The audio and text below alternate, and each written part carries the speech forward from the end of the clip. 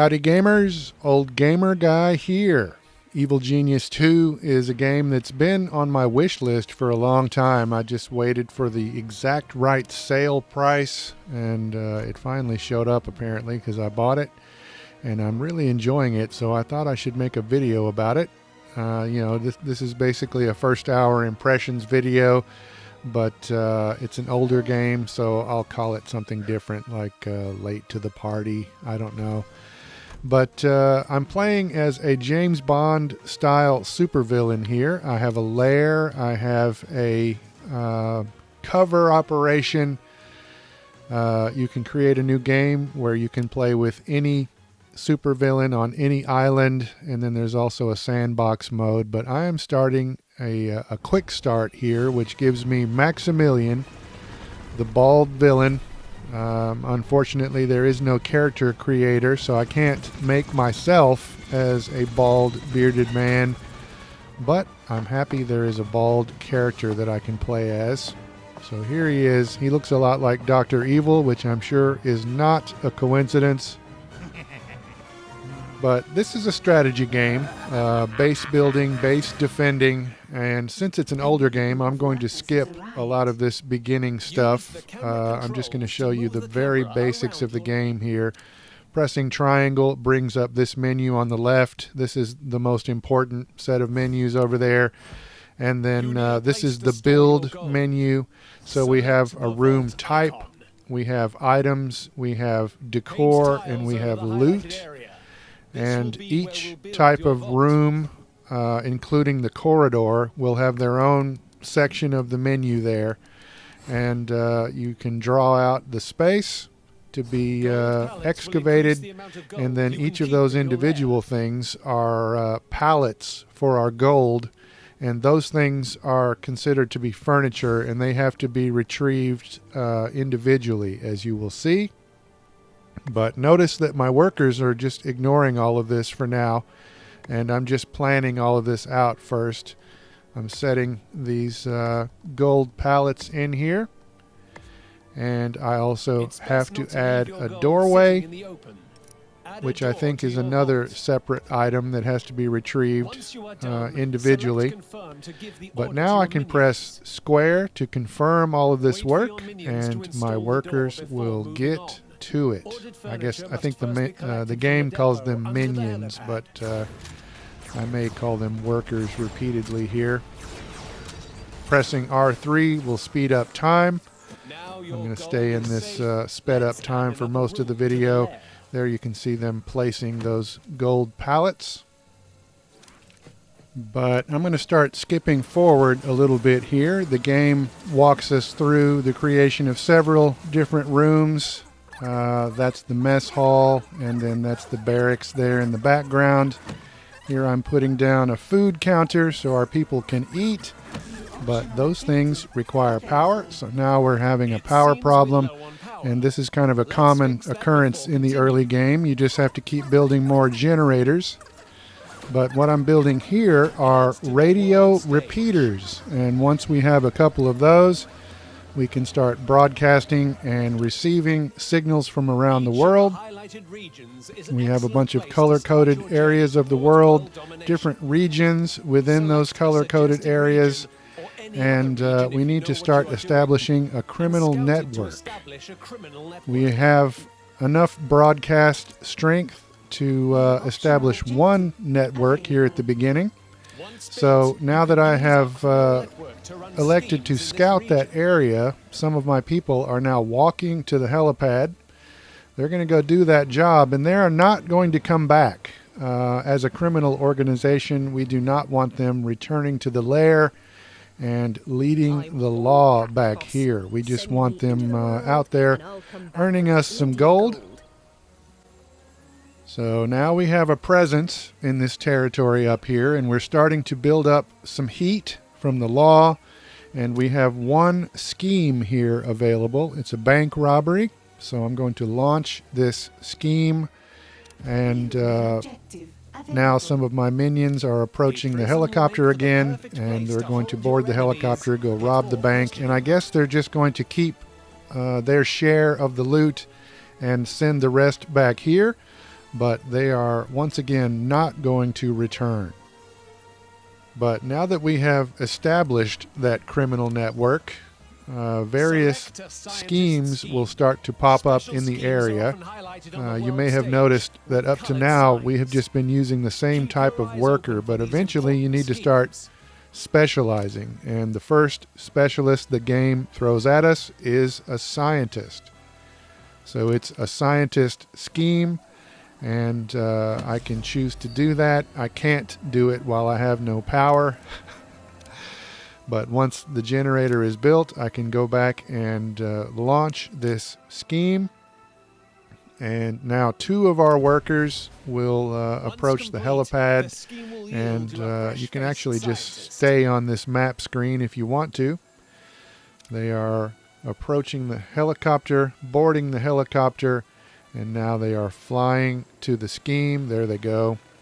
And once they get there, it does not take very long to kidnap this scientist. I think we're really just recruiting this scientist because he seems perfectly happy to go with us. He's excited to get to work. And his first idea is that we need to build a training area. Each type of specialist has their own training equipment. So what I just placed there was a scientist trainer, and now I can go to the minion management menu over there on the left, and I can set how many scientists I would like to maintain within my base. So we've got muscle specialists, deception specialists, and science specialists. And there are multiple minions within each category, but now you can see my one scientist that I recruited is helping to train another scientist. I set that menu to maintain 2 scientists, so if one of these people disappears for any reason, one of my other minions will automatically go over there to that piece of equipment and train. Scientists need a laboratory to work in, so they are digging out a laboratory space over there. But meanwhile, we can see that a bunch of heat has built up in this region. We've got a scheme here that requires a type of minion that I don't have yet. We've got a scheme here that requires intel, and I'm not bringing in intel yet. We've got a scheme here that would raise the heat some more, but we can't afford to do that. So here's another scheme to lower the heat in the area. So I won't get any money out of this, but some of my minions will get on the helicopter and fly away, and they will work to lower the interest of the law enforcement, I guess, in that area. We just installed some whiteboards that my scientists can do research on, but those whiteboards killed our power once again. But here is the research screen. We can't actually research while there is no power, but you can see the tabs at the top, the different research trees. The game is recommending that we upgrade our minions at this point. Building lockers in the barracks will raise your minion cap, but there is an option in the research menu to have larger storage bays, so that will also raise our minion cap. And our scientists are getting to work over there, but here is our supervillain. We can actually move him around the lair by pressing square, and he has a couple of abilities over there in his menu. He can make the minions work faster. Briefly, he can boost their productivity, and he can also lower the amount of time that it takes to train. So I could have him go stand in the training area and just yell at people while they train. But I mentioned that we would be defending this base, so let's look at some of that footage. I just placed a couple of guard posts right there. I've just placed them really stupidly, by the way. That might be the worst possible placement for those guard posts. But never mind that. An investigator is just about to arrive on the island. And notice when this character gets off the boat, there's going to be a text notification at the bottom of the screen. There's not going to be a sound or anything like that. There it is. And so sometimes these investigators are going to show up and you won't really know they are there. So you need to pay attention. But when I click on them, I can give the order to terminate. I could have them captured. I could have them distracted. But we just completed some research. Notice that the investigator just keeps walking while I'm on this menu. I could press L3 and pause the game, but I am selecting my next area of research, and we are going to just generally improve our henchmen. The game wants us to terminate this lady investigator here, but this is the very first infiltrator that the game presented to me, so we're going to skip forward here a little bit. This is a few weeks later. As you can see, I've continued to expand my base. Here we have a security room. There's a guy monitoring security cameras. There's the medical bay there, and the laboratory, and the training area. And oh my gosh, fires have broken out. And I didn't notice this until I was watching this footage and editing this video. But there are the infiltrators right there. I didn't even see them creeping around in the base. So I thought I was having a problem with maintenance, like I didn't have enough technicians repairing things. I have fire extinguishers in the hallway, so I have people grabbing those, and they are putting the fires out, but those those infiltrators, saboteurs I think they're called technically, now they're going into the training area. I still have not seen them. Oh my gosh, what's going on? Another fire has broken out. What's happening around here? I never did notice these guys. I think after this, I installed a couple more fire extinguishers, and I increased the number of technicians going around repairing things. But really, I just need to rethink my security. But now we are skipping even further into the future. We are well out of first hour impressions territory. We've got some more saboteurs approaching, but now here is my cover operation that I mentioned earlier. It is a casino in this case, and we have a bunch of stations set up here that are meant to distract would-be infiltrators. There's a robot right there that I built as one of my objectives. You can see they have an icon over their head. That is the capture icon. So I want my people to capture them, but I have not raised an alarm just yet. And you can see that my games of chance are working as a distraction. I think these guys, I don't know if they are just here for a certain amount of time, or if they have some kind of a personal resource that is depleting. But eventually, if you distract them long enough, they will just leave. And you can see that my distractions are working right now, but they are going to make it into my lair, and you will see some combat. So look forward to that. I think I need to rearrange particularly these slot machines. I'm going to make it into more of a maze over here. Right now I just kind of have a lane for them to go down, but you can see the slot machines are distracting them. They didn't bother to disguise themselves when they came into the casino, but now you can see they're starting to disguise themselves. I set off that alarm, so now my people are on alert. But unfortunately, the saboteurs have successfully detonated an explosive. You can see my guards and my other workers are leaping into action, and we have already captured these 3 saboteurs, and the fires are being put out much faster than they were earlier. There you can see a technician repairing this equipment here. Some people sleeping. I can interrogate this prisoner, but we'll get to more of that here in a moment. Right now we have a worker that is deserting us. I did not put that icon over their head, so we are notified when this happens. We could kill this person, but I'm going to go ahead and capture them.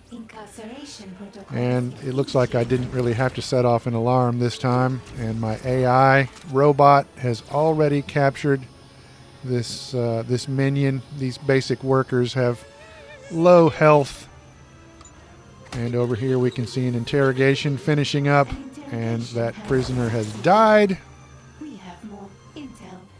I don't know if every interrogation gives you intel, but a lot of them do. This character in the blue uniform showed up and we captured them, but this interrogation is going to fail. This guard is having a morale problem, and they're also hungry.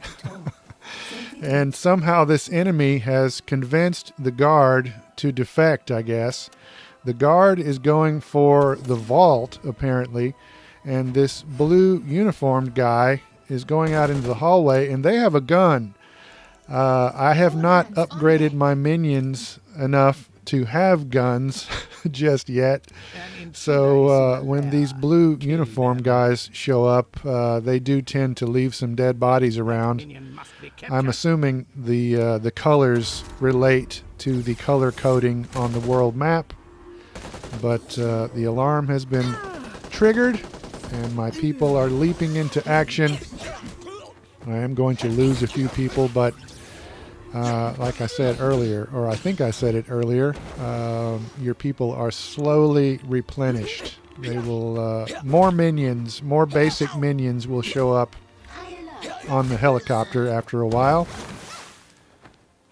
Just lost another couple of guys here in the vault. I wasn't sure whether I needed to have the alarm on or not, so I turned it off and then I turned it back on again. But we are eventually going to capture this defecting guard, and now this guard will be put in the cell, and instead of being the interrogator, they will be interrogated. Looks like we have male and female guards. They kind of remind me of Mr. Incredible, but it's kind of hard to see why morale would be so low for these people. It seems like such a nice workplace, and they yeah, I forgot about that. That is a optional objective to assassinate your people every once in a while. But never mind that. A wave of investigators has arrived. And notice, like I said earlier, there was no sound. So I wasn't even aware that these investigators were here. I'm just looking and moving the camera around looking for suspicious activity. But I didn't even see these guys walk through the door. But luckily, my games of chance are once again doing their job. And I don't know what happens if these guys just walk around and are allowed to leave. I'm not sure what sort of a penalty you get. I'm sure something happens. Here you can see there are different levels to the base, and we're starting to dig down here, and we're going to build another barracks so I can have more people. But I think you can probably tell that I really, really like this game. I've had a lot of free time to play in the last couple of weeks, and I intended to make a variety of videos about a variety of games that I already own, but damn if I didn't buy this game on sale, and I've been really wrapped up in it. I think over 3 days I've played something like 12 hours. But you can see I'm having another morale problem that I need to deal with, so I better sign off here. I hope you've enjoyed this video. I hope you've gotten an idea of what this game is all about. More videos coming up soon. Who knows what the hell they will be, but for now, thanks for watching.